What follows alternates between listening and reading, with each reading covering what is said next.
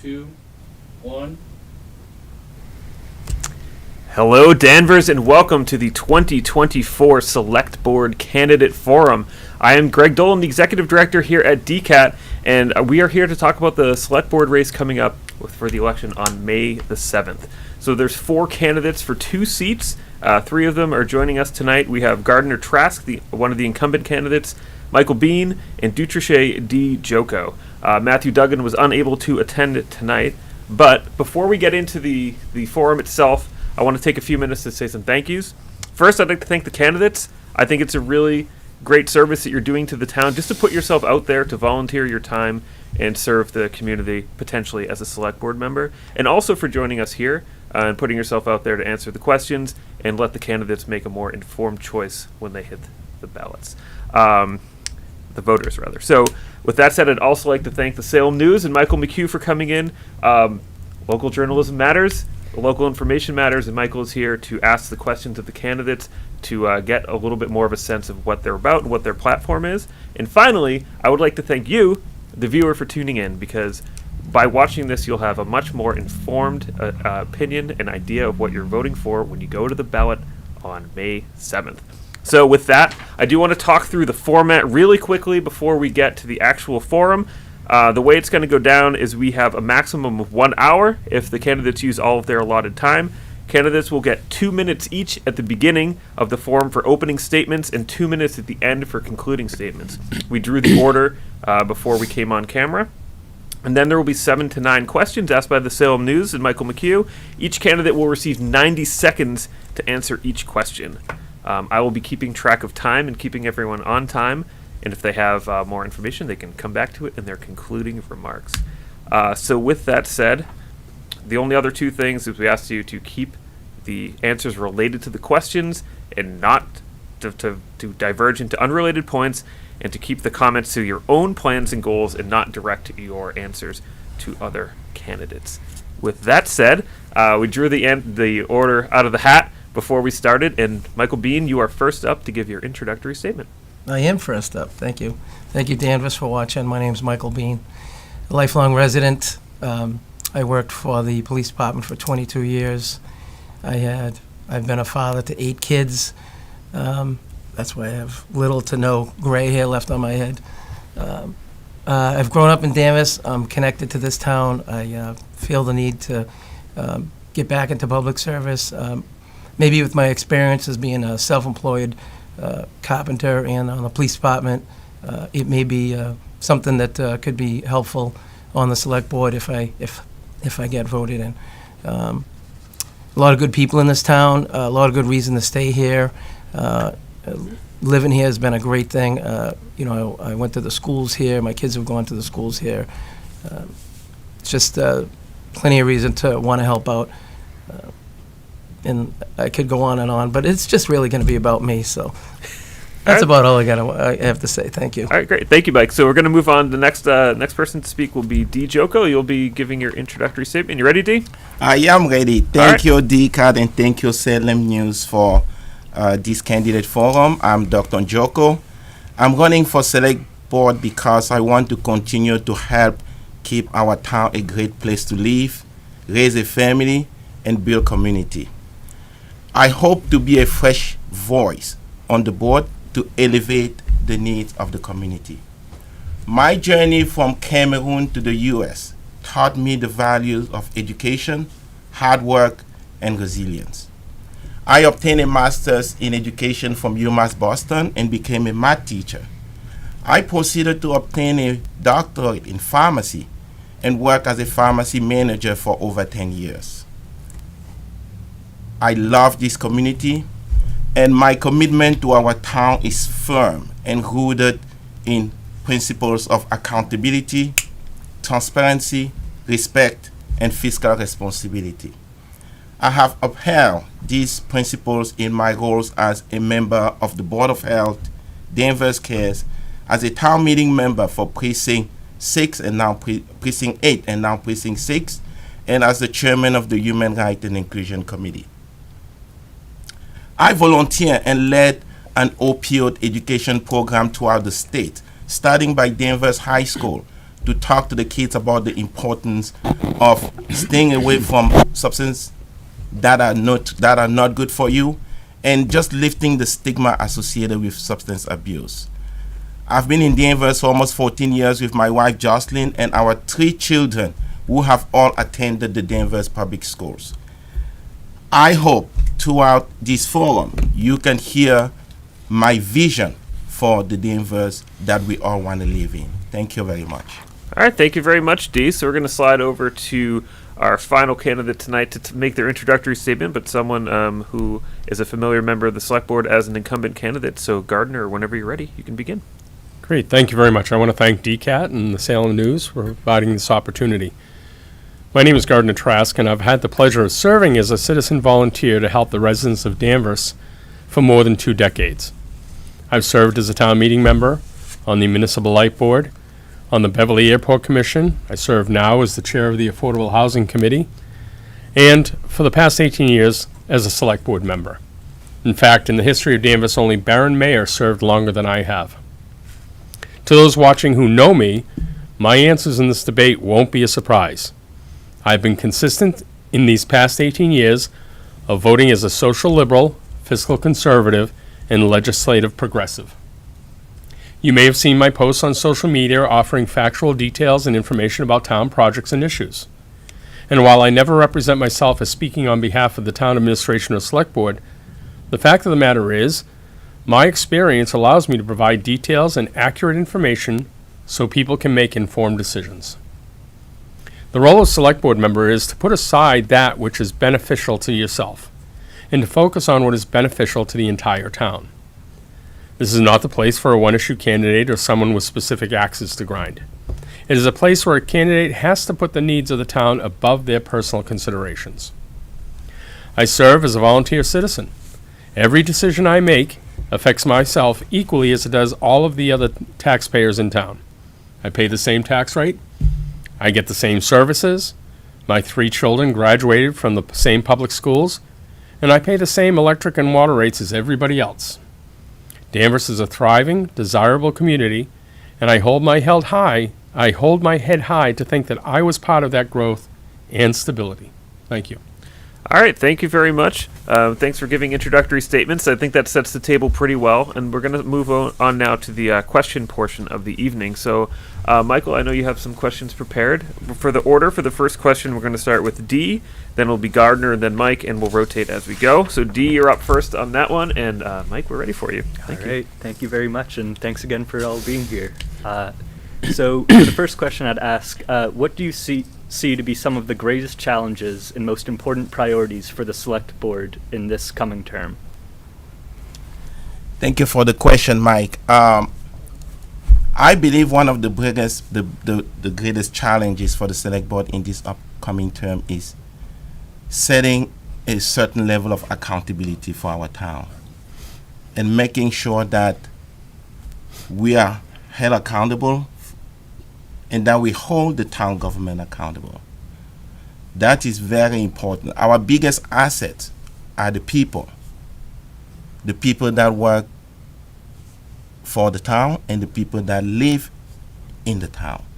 So it is important that we set stages and policies where people bring their full self to work and where the services in our town continue to be as good as they can be.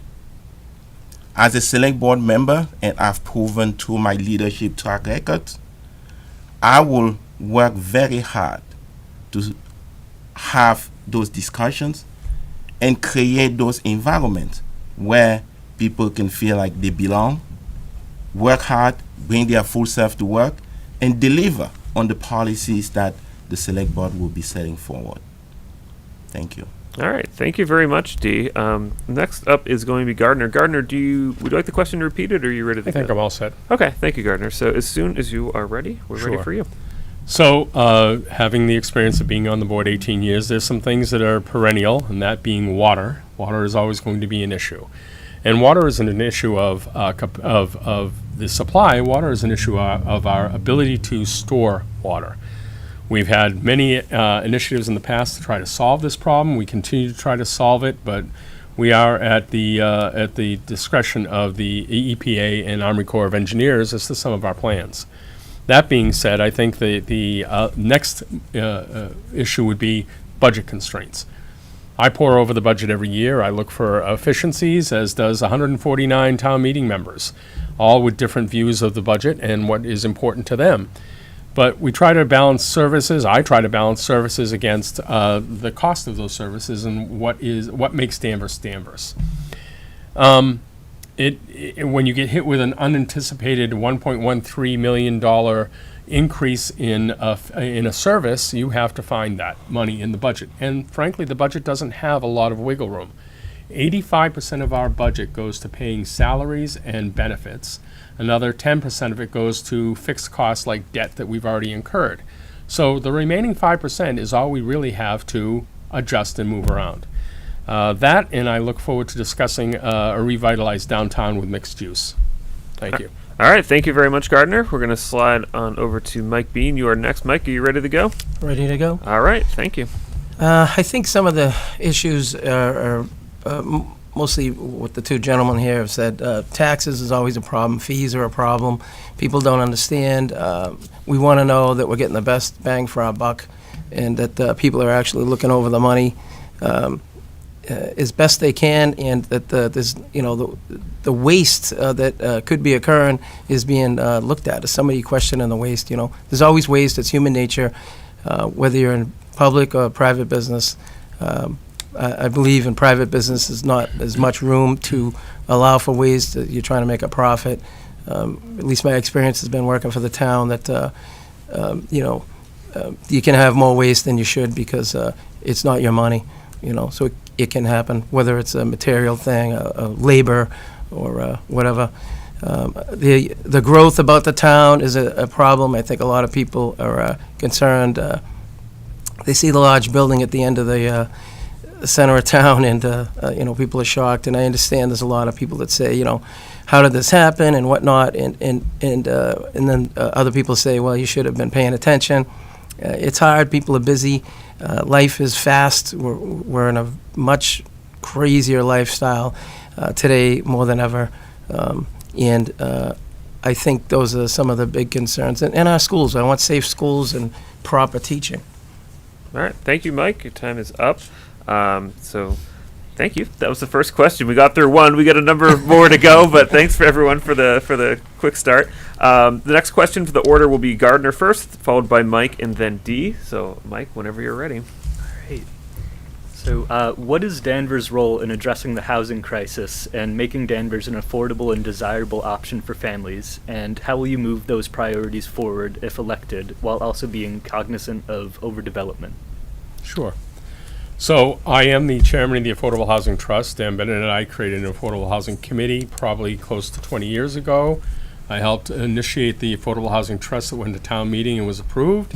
I've been the chairman of it since. Our charge is to create affordable housing opportunities in the town of Danvers. Part of the reason is we want to make sure we stay over the state's 40B law that would allow developers to come in and basically run rampant over our zoning laws. We have done that. We are over our 10%. We will continue to be over our 10%, and inclusionary zoning and zoning changes that we've made will ensure the longevity of being over 10%. So I've been actively pursuing that all along. People talk about overdevelopment in town, and I think it's a misnomer. If you look at our latest town audit, you'll find that the town has only grown by 1,200 people over the past 10 years. Yes, traffic has increased, but that's because we're a pass-through town.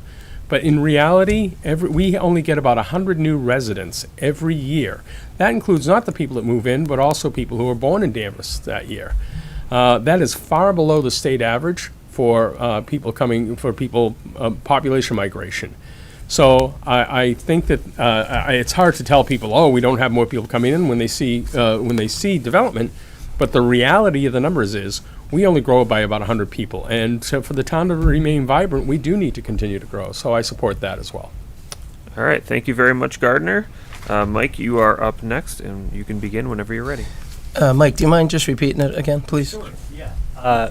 What is Danvers' role in addressing the housing crisis and making Danvers an affordable and desirable option for families? And how will you move those priorities forward while also being cognizant of overdevelopment?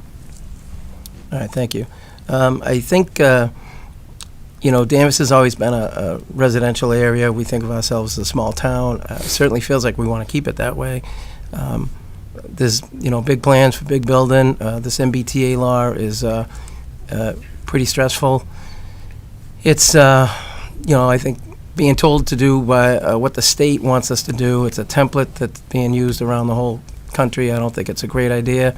I don't think having a lot of apartments in a town is the best way to go. I'd rather see single-family houses. I'd rather see duplexes where people have ownership, they have skin in the game, where they care more about their property. And I think that because we're almost fully compliant with this MBTA law, there's challenges right there to try to deal with how to work through this and keep us a small town, because we may be losing the small town aspect. Maybe we're going to be a small city in the future here. I think that's about all I can tell you. All right, thank you very much, Mike. So, Dee, you're going to be up next. As always, I just want to remind all the candidates, if you do need the question repeated, that's totally fine. It won't cut into your time at all. So, Dee, whenever you're ready, you can begin. Thank you. That's a great question. I would say, affordability of houses is bigger than Denver's. That much we know. But we can't just throw our hands in the air and be like, oh, there's nothing we can do about it. Within the laws that are set up by the state, we have to comply. That's one thing. But we can do some things too. We have to continue to work with our very competent planning board to make sure that we have the right size and the right scales of growth within our town. It's a matter of supply and demand. We need more houses, but we have to be measured to make sure that we keep our small town feel. We don't want to, that is what people want in the inverse, and I do believe that we can do both. Affordability is not low income. I was speaking to someone who told me, well, my son moved to Arizona and I'm very sad because, and this is a Denver resident, because they couldn't afford to live here. So when we have those affordable houses, it is to help all of us. So I'm all for affordable houses. I'm all for following the state guidance, but we have to do our own work in Denver to make sure that we control the size and the scale of the growth. All right, thank you very much. So we're through two questions, and for the third question, the order will be Mike first, followed by Dee, and then Gardner. And then Mike, when you are ready, you can ask the question. Thank you. So there's been a good amount of progress in town towards improving public transport with the expansion of the Salem Skipper. But how can the town further improve public transit now that the Danvers Square bus stop is gone? That's a good question. I think we just should get the MBTA bringing some, a bus back in here. I think we could use that. It was pretty handy having it here, and used to pick up in the square and the mall. No, I think simply bring the bus back. I don't think it's a big issue. We don't have train service any longer, but there's a lot of private business, Uber and whatnot, that takes care of transportation as well. But bring the bus line back in. I think it's helpful. All right. Thank you very much. So we're going to slide down the row here. Dee, you are up next for this question. You can begin whenever you're ready. Thank you very much. I think that's a great question because the revitalization of our downtown doesn't work without people being able to move without their cars. I think that the Salem Skipper is a great way for us to start and see how we can expand as far as public transportation. It's a less expensive way. It's almost like a trial. I'm a scientist. Before you go before you do something in the bigger scale, you start small and see how it works, and you can tweak and change and make some adjustments before you move forward. Salem Skipper is a great way to get started. We also need to continue to pressure our state legislatures to do something about it, because on one hand, we are considered an MBTA community. On the other hand, we don't have any MBTA transportation. That has to change. As a select board member, those are some of the advocacy work that I will try to do to make sure that we do have public transportation in Denver. We need it. It's important for our downtown, for our residents, and I will be advocating for that. All right, thank you very much, Dee. So we are going to move on to the final answer for this question, which will Great. be Gardner for this. And Gardner, you can begin whenever you are ready. Thank you very much. I think we'd all agree that we want MBTA service back in the square. That's probably the easiest question to answer itself. The reality is understanding what we have the ability to do as a select board member. We have the ability of advocacy. There's no simply bring back the bus stop. This is a decision that's made by the MBTA themselves, by the state, and the state legislation that supports them. I've been working with Joan Lovely and Sally Kern since the bus stop was taken away, and even today Sally had posted that she's had a meeting with the new MBTA director and working on progressing that effort to hear our request for a return of the bus line. We are an MBTA community because we do have bus lines in town. We have a bus line that goes to the Liberty Tree Mall. I look forward to the Salem Skipper and collaboration with Beverly to get service to Salem and to the train station as a release valve. But that's not a solution. One of the roles of being a select board member, and one of the things I've learned over the years, are there are things that I can have direct impact to and things that I have advocacy impact to. This is an advocacy. It's not something solvable by the selectmen themselves. It's something supported and advocated by the selectmen. Thank you. All right, thank you very much. So we are 3 questions in. We're on pace to get about 9 in, so we're a third through. I just want to take a quick second again to thank everyone for watching. By watching, you're informing yourself and making it easier for you to make an informed decision come May 7th, which is when the election is. So we're ready for our 4th question of the evening. For this question, the order will be D first, followed by Gardner, and then Mike. So, Mike, take it away. What are some ways to bring in revenue to the town this year and keep costs low where possible without putting the burden on taxpayers? Good question. We do need more revenues, that's for sure. As a select board member, one of the things that I will do is to create and advocate for policies that will allow small businesses to come back in town or stay in town. You know, we're having these constructions with the zoning law in our downtown where it will not do us any good unless it is occupied. So a select board member can do a very good job in advocating and setting those policies so that we get more small business in town, because that is a very good way to get more revenues. And I also believe that we could do a better job in Denver just partnering with private businesses. You know, I will be working with the town manager to find ways of him having someone in town hall partner with private businesses in our town to see how, you know, they can expand, or they can give us grant or use some of our kids from the high school. That is how, because if you hire a kid from the high school, they'll pay taxes, right? That is some of the small ways as a select board I can help to raise revenues for the town. All right, thank you very much, Dee. Next up for this question will be Gardner. Certainly.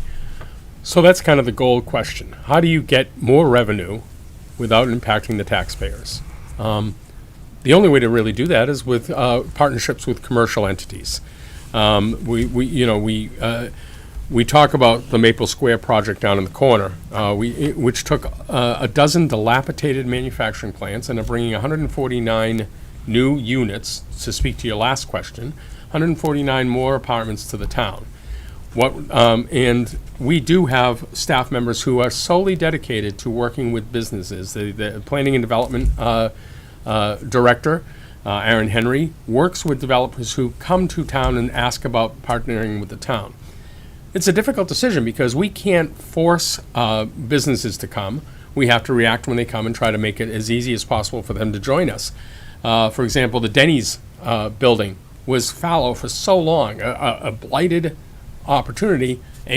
Several businesses have tried to come with the support of the town, and for various reasons didn't work out. Now it's being torn down. Now it'll be rebuilt. That's an income stream. It really is about, but it has to be measured commercial increase. We have the 114 corridor, we have the Endicott Street corridor, and so making sure we capitalize on those, including the Liberty Tree Mall, is beneficial.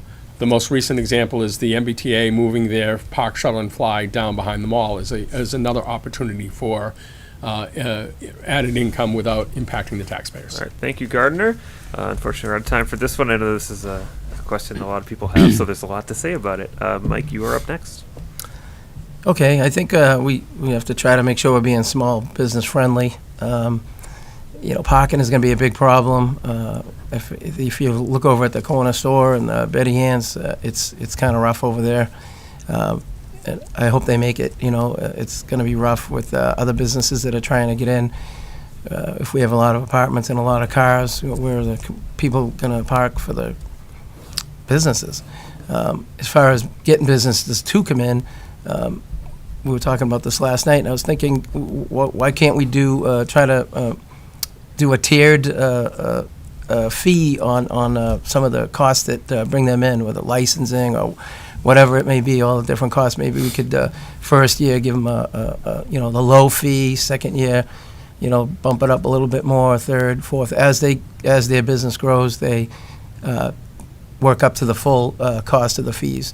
Maybe that's not a reality, but it's an idea. Try to be business friendly. Try to. Why would somebody want to come here? We have a good tax base. A lot of people will spend money, so try to get them to want to come here. All right, thank you very much, Mike. We'll be moving on to the next question now. So the order for this question will be Gardner, you're up first, followed by Mike, and then Dee. And Mike, whenever you're ready. How can the Select Board work with other town departments to be proactive about climate change and green initiatives, and things like styrofoam bans, while making them feasible for businesses and ensuring they are properly enforced? Certainly. Good question. The environment is always an important question, and since I've been on the board, we've actually passed two environmental friendly pieces enacted two environmental friendly issues. One is several years ago we initiated a plan that you don't have the reusable plastic bags anymore. We don't have the commercial entities in town don't use the plastic bags. They'll get fined if they do.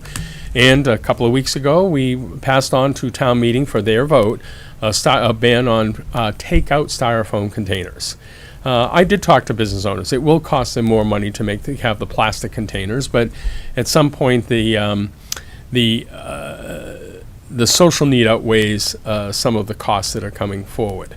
The town does take active steps to try to think about the environment. We've been asked and have answered the question of buying some of our town vehicles as EV vehicles.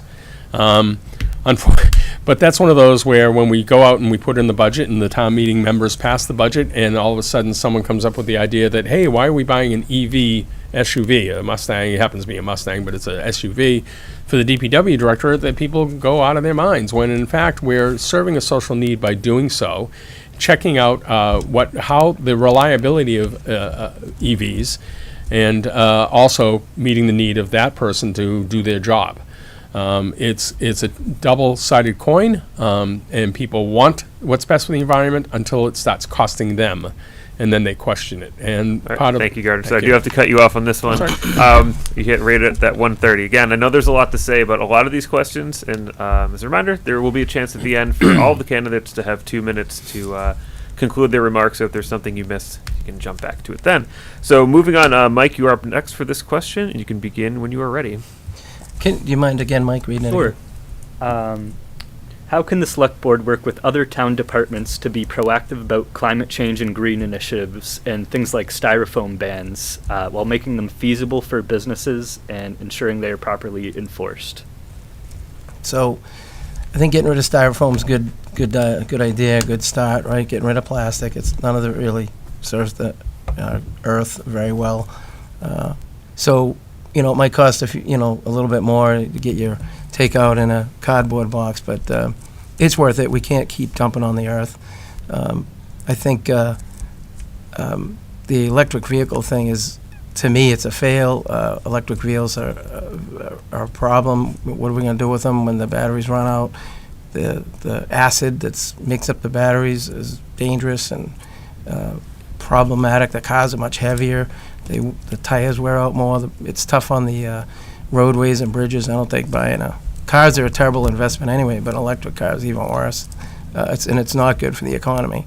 We're the cleanest country in the world, and the private business has got our gasoline diesel cars down to almost as clean as they can be. I'm sure they can do better if they're promoted, again. So, I'm all for getting rid of the plastics and all that. Seeing that on the side of the roadway and all that stuff is no good. So, paper products, at least we know what's going to happen to that if they land on the ground, Thank you. All right, thank you very much, Mike. Dee, you are up next, and you can begin when you're ready. Thank you. As a member of the Board of Health for the town, I voted in favor of the plastic bag ban. And we had residents who came over with the idea of adding styrofoam to the ban. I was in favor of it. But because I evaluate evidence and data as a scientist, I did not just go ahead and issue a note and say why we need to ban it.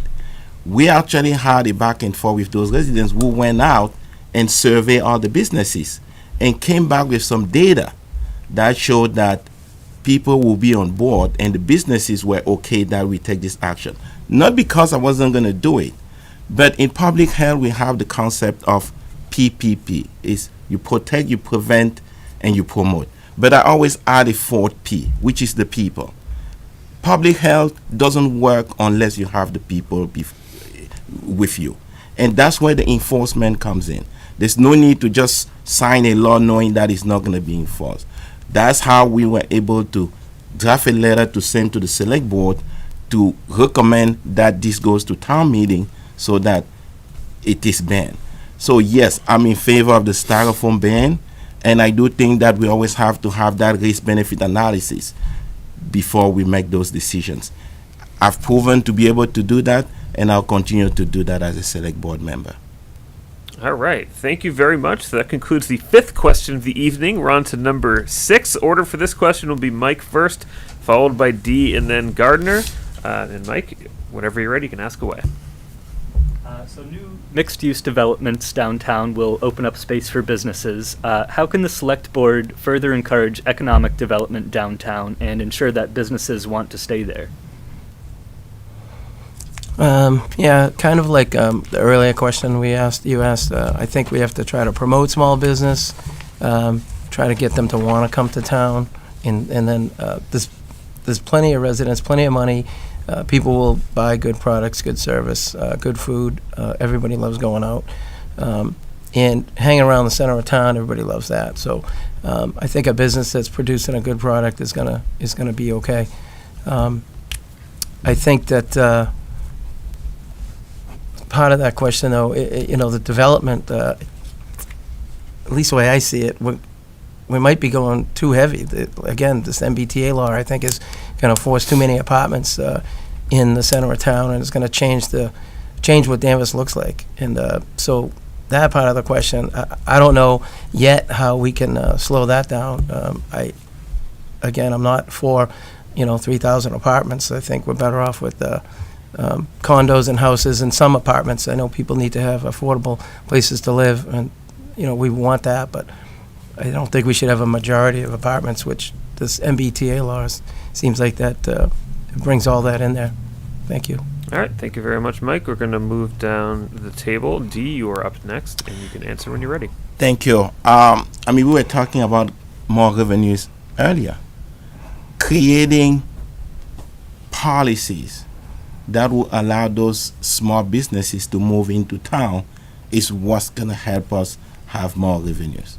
As a select board member, we have to not be adversarial, but we have to work as partners. We have to partner with small businesses and create policies and guidelines that will encourage them to come into our town. I mean, I commended the select board post-COVID for deciding to waive some of the renewal fees for some businesses that were very impacted by the pandemic. Policies like that will encourage people. They will understand that we care as leaders, because it comes from the top down. If we set those policies and they understand that they can thrive in our town, then everybody wants a space or a place where they will thrive. They will move into town. And as a select board member, I'm looking forward to setting that kind of policy and having that kind of collaboration to encourage small businesses to move into town, and making sure that we keep our small town feel where you can find everything in town. All right, thank you very much, Dee. Next up for this question will be Gardner. Whenever you're ready, you may begin. Thank you. Having grown up in town and actually been a selectman for 18 years, but even grown up in town where downtown I used to go to Woolworths and the Suburban and the paper store. I've come to recognize as a selectman that Danvers downtown has been in a state of slow decay. The small town commercial only model is failing. Salem, Beverly, PV, all of them are mixed use. The decline started when the big boxes came in, like Home Depot or Barnes & Noble, and wiped out the small stores. And then online purchasing came into vogue with Amazon and others, and that took away their business. And finally, the death knell was COVID, where all walk-in business pretty much stopped. Mixed use with people living and working downtown is the path to a viable, livable, vibrant downtown. Without that, the downtown is going to continue to decay. Also, the mixed use helps with the housing stock. We talked about that earlier. Seniors can downsize. They can go from their large single family home to an apartment, stay in town that they love, and be right downtown and find all their shopping opportunities within walking distance. New residents can find apartments downtown that they can afford. I'm waiting for the day when we stop hearing complaints about empty storefronts and start hearing complaints about the fact that this town is so packed, downtown is so packed, there's a long line waiting for Rebel Coffee or Brothers Breakfast, and not just the long lines at Modern Butchery. So I support mixed use 110%. All right, thank you very much. We're going to move on to the seventh question of the evening. The order for this one will start with D, move down to Gardner, and then Mike. And we're ready for your next question. All right. So marketing is expected to begin in late summer for the 147-unit Maple Square development. What are some important considerations for the select board to pay attention to when dealing with this large influx of new residents? Well, it's very important that the select board pays attention to. Again, we talk about small businesses. The first floor that's supposed to be business owned, or that's supposed to be for businesses. We want to make sure we set proper policies and have those conversations. I mean, we can't force businesses to come into town, but we can create policies that encourage businesses to come into towns. Another thing that I've heard people talk about is where it's gonna blow up our schools. Well, I don't think that's gonna be the case. We have about 11,000 residents in Danvers for about 3,500 students within our 7 schools.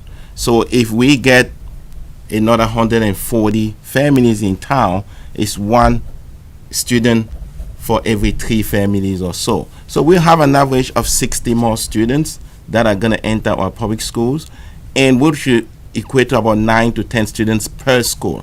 I think that's very manageable. I do think we need to increase census in our schools, and with Chapter 70, that's also going to help us bring more revenues to the town. That's not a concern of mine. I think it's manageable, but we want to make sure we keep an eye. Again, it's all about scale and size. So we have a zoning law, we have a planning department, a planning board. We have to monitor what they're doing, and if there needs to change down the road, we should be willing to do that. All right, thank you very much, D. So next up for this question will be Gardner, and I am ready for you to begin right now. Thank you. Great. So the overlay district, which is the section of town for Maple Square. First thing first, it's different than the downtown zoning. There are different regulations, and you aren't going to get that size of project downtown. But Mike mentioned parking earlier. Each of these developments have ample on-site parking for the residents. There's 149 units going in, of which 20% are, to speak to your affordability question earlier. In this case, 20% of those units are going to be affordable units, and the vast majority, over 70% of them, are one-bedroom units. So when we talk about the schools, I agree with Dee. I don't worry about this impacting the schools dramatically because families are not people who are moving into the one bedrooms are not conducive to families regularly. They're not going to be families that have children. Some of the two bedrooms and maybe some of there's only 3 or 4 3 bedrooms could have children. But our school system is built to more than capacity that we have now. When we got school funding for the Smith School, we calculated what we needed, and they said build bigger. So the parking downtown is not going to be an issue. The school system is not going to be an issue. We can't stop people because of the water ban, which is another discussion point. But I think that the town should have a welcome wagon to welcome the residents and let them know what they can enjoy in town, our parks, our other services. I don't see it as an impediment. I see it as a benefit to the town to have 149 new families. All right, thank you very much, Gardner. And Mike, you are up last for this question. So whenever you're ready, you can begin. One more time, Mike. Sure. What are some of the important issues and considerations for the select board when dealing with the new influx of residents from the 147-unit Maple Square development? Okay, well, I think we already have a new influx of people that are living in our hotels, and that's already causing us to send our fire and police up on all kinds of different calls. So obviously I'm worried about what's going to happen with these apartments too. And I'm afraid, what if these apartments are filled and paid by the state? So I'm afraid of that. It would be nice to have all people that are working come in and rent these places, but I don't know that that's going to happen. I don't have a crystal ball, and then our services will all be stressed again, further stressed. So I'm not really sure, what we're up against here. It's kind of we're gonna see what happens when they fill that building. Hopefully, it's all for the good. All right, thank you very much, Mike. So we are going to move on to the second to last question of the evening. Thanks again to the candidates for coming in and answering these questions. We do really appreciate it, and as I said at the beginning, this is a great service to the voters to let them know where you stand on these important issues. That said, Mike, when you're ready, you can begin. What is the importance of resident participation in local government, and how do you plan to involve residents in the decision-making process? And we'll start with Gardner on this one, and then move down to Mike and then Dee. Sure. The vibrancy of Danvers is run on citizen participation, on citizen volunteers who fill the many boards and commissions. The select board is a citizen volunteer, the school committee citizen volunteers, the planning board, zoning board. So involving citizens is the breadth of keeping the town vibrant. We couldn't do it all with just employees.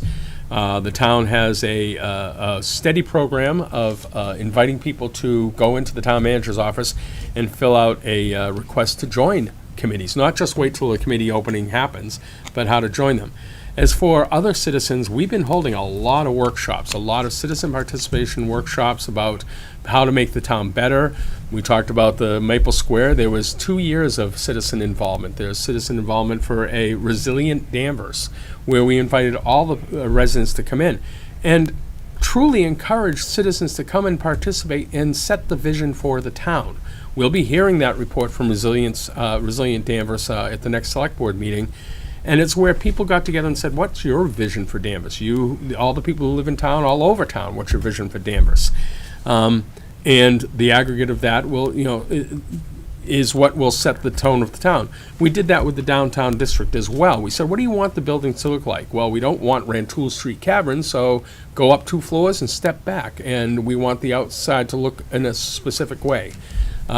Without citizen involvement ahead of the decisions and in the construction, without them involving themselves beforehand, it's just armchair quarterbacking afterwards. All right, thank you very much, Gardner. We're going to move down the table. Mike, you were up next for this one. I'm hoping just by people seeing me get involved that they'll want to get involved too. I'm just an average person here, and taking a whack at it, see what happens. I think if I was to make it to the select board, I have been telling people I'd like to have a social media group of registered voters in town where we can talk about things that are happening. People are busy, it's hard, so, if they can just talk about it like that, and not one of these nasty groups, just a group where people give their thoughts, and we can talk about, the decisions that the town is making and that we're all making together so that we can kind of get this thing, make sure we're going in the direction that we all want to live in. So I think that the more participation, the better. And I think that a lot of people don't realize how many spots are available at any given time. So become a town meeting member. It's not a lot of work, and yet you're involved in making up the the sausage, as they'd say, right? You'd be right in the middle of it. All right, Thank you. Thank you very much, Mike. Finally, for this question, we will have D, and D, you may begin when you are ready. Thank you, Mike. Resident participation is key. I'm a firm believer of the government of the people, by the people. People have to govern themselves. And I pride myself in living in a town where people take their volunteerism very, very seriously. So I'm encouraged by that. In my role on different committees and board, I have helped organize several community events throughout the years that offer residents a truly unique and powerful opportunity to engage with each other, build relationships, and create meaningful experiences that will hopefully last for the rest of their life. So I would do that as a select board. I would attentively listen to the concern of community members and make sure that my goal is to build that strong and prosperous Danvers where people participate and feel that their voices are heard. It is important. It is what I've done throughout my professional career as a manager. It is what I've done as a member of the Board of Health. It is what I've done as the chairman of the Human Rights and Inclusion Committee. It is what I do as a trustee for Salem Hospital. That is something that I care about so deeply, and that participation just have to be encouraged and sought by the leadership. Okay, thank you very much, D. We're going to move on to the final question of the evening before the closing statements. Mike, we are ready when you are. Thank you. So the town has put significant work into coming into compliance with the MBTA Communities Act. What is the plan with state funding from that and other sources? And what should that money be earmarked towards, in your opinion? All right, so thanks for the order for this one. It'll be Mike followed by D and then Gardner. So Mike, we're ready for you when you're ready. We can't mix it up again? No, Somebody else. That's it. You're first, Mike, on this one. All right. The MBTA law and the new building is it's serious. We're going to add a lot of people, or potentially add a lot of people to town. Again, I'm not thrilled that the state's coming in telling us what to do. As far as any money to be made there, well, we're going to need it for all of our services. It's going to be that simple, I think.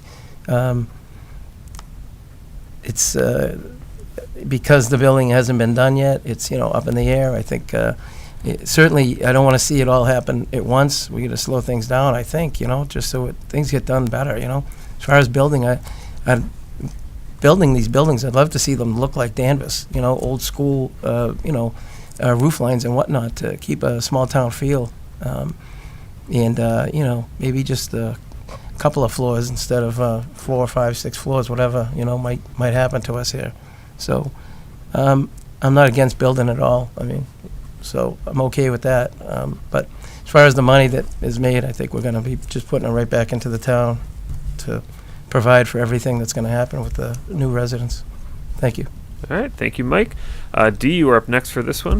Thank you. I wish I had a magic one where I can tell you where I will earmark anything and everything, but that's not how I operate. As a select board member, I walk into every meeting, having done my homework, look at the evidence, look at the facts, and make a decision. I will approach budgeting the same way. So I could not tell you what I will earmark the money for, but I will tell you that I'm a fervent believer in fiscal responsibility. I'll have to go through that budget line by line. Where are the waste? Get rid of the waste, add what we have, and yes, make sure that we have great services for our town, that we hire the best of the best, that we take care of our employees, and that we give relief to our residents, especially the ones on fixed income, some of our elderly, our veterans. There's so much need that aid will be welcome. Any aid is always welcome, but we can't just say because it's an aid, we're going to put it here. We have to look at that budget line by line and make a decision accordingly. All right, thank you very much, Steve. Finally, for this question, we have Gardner. Thank you. So I have the benefit of experience here, being on the board 18 years, and the short answer to your question is the MBTA funds will go into the general fund. You can't earmark it. It's actually against the law to earmark it, so there's no way that you can specifically say that money goes here. It goes in the general fund, and you make prudent decisions at budgeting time about where the money is spent. And there's been a lot of the fear of the unknown about the MBTA has turned into the fear of fear mongering. There is no opportunity. This town knew this was coming, planned years and years and years ago, and I thank the planning board for taking the steps to do so 3-4 years ago to start the process of planning. And that planning became the downtown zoning law. There is no such thing as 4, 5, or 6-story buildings that can be built downtown. That won't happen. That's not what the MBTA is asking for. We got ahead of it, and it's prudent. The recent changes were only minor to tweak to make us in compliance with MBTA. People say, well, let's buck the state. We don't need this. We shouldn't do this. Well, that jeopardizes funding that we do need. It's a considerable amount of funding. And the reality is those towns and cities who wanted to dig their heels in are being sued by the MBTA or will lose their funding. We don't have to be the rebels. We don't have to be outsiders. We've done prudent planning to accommodate MBTA and keep Danvers livable and viable and not the fear-mongering that's going on. All right, thank you very much. With that concludes the question portion of the evening. Thanks again, Mike, for the questions, and thanks to the Salem News for supporting this and our other candidate forums. To conclude the evening, we will be doing closing statements in the reverse order of how we started. And if you don't remember, I wrote it down. So up first, we will have Gardner, followed by Dee, and then Mike will conclude the evening. So Gardner, whenever you're ready, you can begin your closing statement. Wonderful. Thanks again to DCAT. Thanks again to Salem News. Thanks to the viewers. Danvers has experienced tremendous change over the 18 years I have served on the board. We've rebuilt or rehabbed 3 schools, the high school, middle school, and Smith School. We've experienced tremendous infrastructure improvements over those 18 years. We've had issues that initially were controversial but would seem normal today. It's hard to believe that there once was a lot of controversy about the rail trail or the dog park, or about placing racially charged or political signs on town property. And we've had, as a town, faced crisis. But as a community, we stayed Danvers strong through horrible disasters. The port explosion happened my first year on the board, 18 years ago, hard to believe, and I was the board chair when Colleen Ritzer was murdered. Throughout all of this, good and bad, I have been consistent and stalwart in my actions, my reactions, and the decisions on your behalf. The role of select board member is not simple. It is no place for single-issue candidates. The work and research can be long, and decisions are hard, and not often universally popular. But I live by the axiom, what is easy is not always right, and what is right is not always easy. The Trask family is one of the original founding families of this town, and no one appreciates the small-town feeling of Danvers more than I do. However, I also recognize the world has evolved. We're no longer a town of tanneries. We're no longer a farm town. We have people who want to live here because of the reputation of the schools and the stability of town government to provide exceptional services. Fighting these societal or national changes, no matter how nostalgic, is ultimately wasted energy. Danvers has to evolve and change as well. We need to embrace the new model of mixed use to revitalize downtown. We have to recognize and celebrate the equal rights of all our residents, and we need to continue to balance commercial growth and, that offsets residential taxes.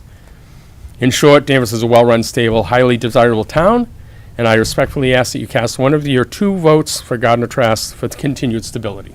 All right. Thank you very much, Gardner. Dee, you're going to be up with your concluding statements next, and you may begin when you are ready. Thank you. Thank you, DCAT, and thank you, Salem News, for providing this platform for us to engage with the community. And thank you, Mr. Bean and Mr. Trask. Thank you. I'm deeply honored to have had the opportunity to share my vision for our town during this forum. I'm reminded of the values of education, hard work, and resilience that have guided me throughout my life. These values have shaped my commitment to serving our community and have fueled my passion to making positive impact. Throughout my career as a high school math teacher and later as a pharmacy manager, I have always applied the principle of accountability, transparency, respect, and fiscal responsibility. My volunteer experience on the Board of Health as the chairman of the Human Rights and Inclusion Committee and many other committees and boards have further reinforced my dedication to these principles. If elected as a select board, I pledge to continue advocating for the needs of the community and working tirelessly to ensure that Danvers remains a small town, great place to live, raise a family, and build community. I will continue to prioritize transparency in all my actions and represent the voices of all residents. I'm deeply grateful for the support I've received so far, and I humbly ask for your vote on May 7. Thank you very much. All right. Thank you, Dee. And last up to conclude the evening with their closing statement will be Mike Bean. And Mike, you may begin when you're ready. Thank you. Thanks for having us all here tonight. It was a good talk. I think some of the reasons why I got involved here is because I'm concerned about our kids in schools and what's going on. And some of the things that are happening right here in Danvers are happening all over the country. They're not healthy. And I want to, be part of making sure that when our kids go to school that they're learning, English, math, history, all the things that they should be learning. And we need to have, the schools need to be not involved in other things that are family issues. I think that there are other things going on in town. We can get more out of I think some other departments maybe could be doing more than they are. There's a lot of things that need a little bit of tuning up. I think I could be part of that, and I care about the town. I care about people. When I worked for the town earlier, it was a fun place to work, fun job to have, and I think that's what's making me drawn to come back and want to see if I can help out again.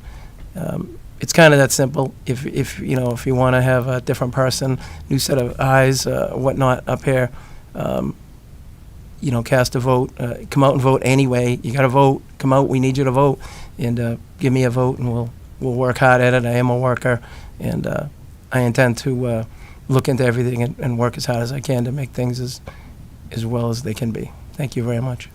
All right. Thank you very much to all the candidates. I'm going to leave you with a quick closing message, which I think people should take away, which is that local matters. Local government matters, local elections matter, local news matters, and local participation matters. So if you're watching this and you have an opinion about who should be serving on the select board among these or the other candidates, then I recommend that you go and vote on May 7th and have your voice heard. The other thing I want to leave you with is that town government isn't a one-day-a-year thing. It's not the election. It's not town meeting. It is work by volunteer citizens who come together on these boards and make policy and make things happen. And if you're curious how it works, curious how the sausage is made, you can watch it on DCAT. So we cover the select board as well as many other boards, and it's a good place to become an informed citizen and see what's happening and see where maybe your talents could be used in the future. With that, I also want to thank the candidates one more time, as well as all of the candidates who are running for all the positions who are volunteering to put their time and effort and talent into making Danvers a better place. And one more thank you to the Salem News. Like I said, local news is important, and we really appreciate what you've done for both this and the other candidate forums we've done in the past. So with that said, I'll see you, if not before, I'll see you on May 7th. We will be live giving the results of the election. So thank you very much, Danvers. I hope you have a great day, a great night, and we'll talk to you next time. Thank you. Thank you. God bless. Thank you.